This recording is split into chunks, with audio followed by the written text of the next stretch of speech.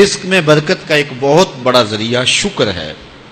ارشاد فرمایا لَإِن شَكَرْتُمْ لَأَزِيدَنَّكُمْ، اگر تم شکر کرو گے وہ تمہیں اور زیادہ عطا کرے گا، اور اگر تم شکر نہیں کرو گے وَلَئِن كَفَرْتُمْ، کفران نعمت کرو گے، إِنَّ عَذَابِي لَشَدِيدٌ، تو پھر میرا عذاب بڑا سخت ہے۔ رزق کے اضافے کا ایک اور بہت بڑا سبب انفاق فی سبیل اللہ ہے۔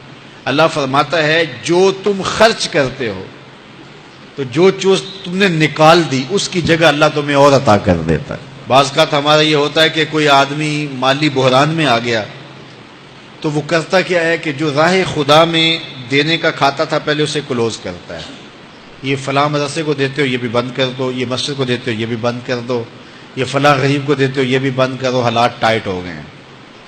لیکن 5 گاڑیاں ہیں تو 2 گاڑیوں پہ گزارا کر لیا جائے، پیٹرول بچے، یہ نہیں ہو سکتا۔ گھر کے لچھن وہی ہیں، لیکن بند کہاں سے کیا؟ جہاں سے رزق آنا تھا۔ ہمیں تو یہ حکم دیا ہے جب رزق تنگ ہونے لگے صدقہ دے کے رب سے کاروبار کر لو، صدقے سے تمہارے رزق میں اضافہ ہوگا۔ یہ رب کا وعدہ ہے اور اللہ کے وعدے جھوٹے نہیں ہو سکتے۔ رزق کی برکت کا ایک اور بہت بڑا ذریعہ النکاح ہے۔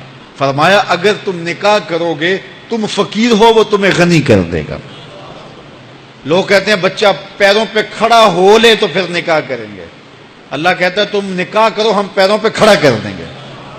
ہمارا فلسفہ اپنا ہے، اس کا حکم اپنا ہے۔ وہ کہتا ہے ابھی تو یہ اپنے لیے نہیں کماتا تو جو آئے گی اس کو کہاں سے کھلائے گا؟ میاں جس نے آنا ہے اس نے اپنا رزق لے کے آنا ہے۔ تو بچوں کی شادیاں کرو، اگر وہ جوان ہو گئے رزق نصیب ہوگا۔ اپنے اہل خانہ کو نماز کے حکم دینے سے رزق بڑھتا ہے، چونکہ جو صبح کا وقت ہوتا ہے یہ رزق کے بٹنے کا وقت ہوتا ہے، اور جس گھر میں صبح کے وقت لوگ سوئے ہوئے ہوتے ہیں وہاں بے برکتیاں ہوتی ہیں۔ تو طلوع فجر سے لے کر کے طلوع آفتاب تک اپنی اولاد کو، بیوی کو، بچوں کو نہ سونے دیں۔ اس وقت رزق بٹنے کے لمحے ہوتے ہیں۔ کثیر دعائیں مانگیں، تلاوت کلام مجید پڑھیں، اور نماز فجر مرد حضرات مسجدوں میں جا کے باجماعت ادا کریں، اور گھروں میں جو ہے وہ بیٹیاں بہنیں مصلے بچھا لیں تو اللہ کی رحمتوں کا نزول ہوگا۔ اب ایک حدیث میں رزق کے اضافے کا ایک اور نسخہ ارشاد کیا گیا۔ میرے حضور نے فرمایا جو شخص یہ چاہتا ہے کہ اس کے رزق میں برکتیں ہو اور اس کی عمر میں اضافہ ہو تو وہ اپنے رشتہ داروں کے ساتھ سلوک اچھا کرے۔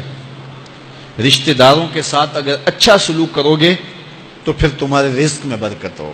غریب ہیں تو ان کی مدد کرو، ان کی بیٹیوں کی شادیاں اپنے ذمے لے لو اگر اللہ نے آپ کو وسعت دی ہے، ان کی پریشانیاں بانٹ لو، ان کا قرضہ ہے تو اتارنے کی کوشش کرو، ان کو مشکلات سے نکالنے کی کوشش کرو۔ تم ان کو مشکلات سے نکالو گے، اللہ تمہیں مشکلوں سے نکالے گا۔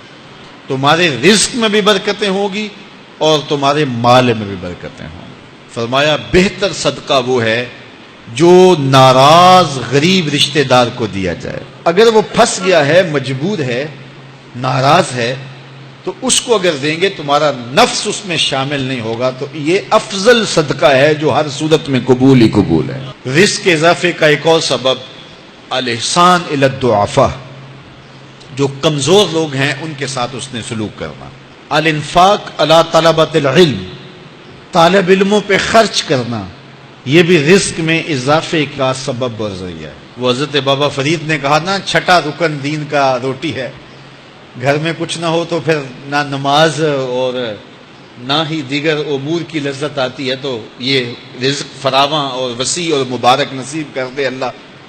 تو اس کے لیے ایک اور وظیفہ میں دیتا ہوں، اور وہ یہ کہ مغرب کے بعد 21 مرتبہ سورۃ الکوثر پڑھ لیں، کثرت ہو جائے گی انشاءاللہ۔ اول خدوشی پڑھ لیں، 5-7 منٹ لگتے ہوں گے، تو سورہ کوثر 21 مرتبہ روزانہ مغرب کی نماز کے بعد پڑھیں، اور اگر بہت زیادہ مسائل ہیں تو ہر نماز کے بعد پڑھ لیں، تو انشاءاللہ آپ دیکھیں گے کہ گھر میں برکتیں اترتی محسوس ہوں گی، انوار کا نزول ہوتے محسوس کریں گے۔ تو یہ وہ رزق کے اسباب ہیں، اگر ہم اختیار کر لیں تو ہم اللہ کی خاص رحمتوں کے حقدار ہوں گے۔ اللہ ہم سب کو رزق حلال، رزق وسیع، رزق سہل، رزق مبارک، رزق فراواں نصیب فرمائے۔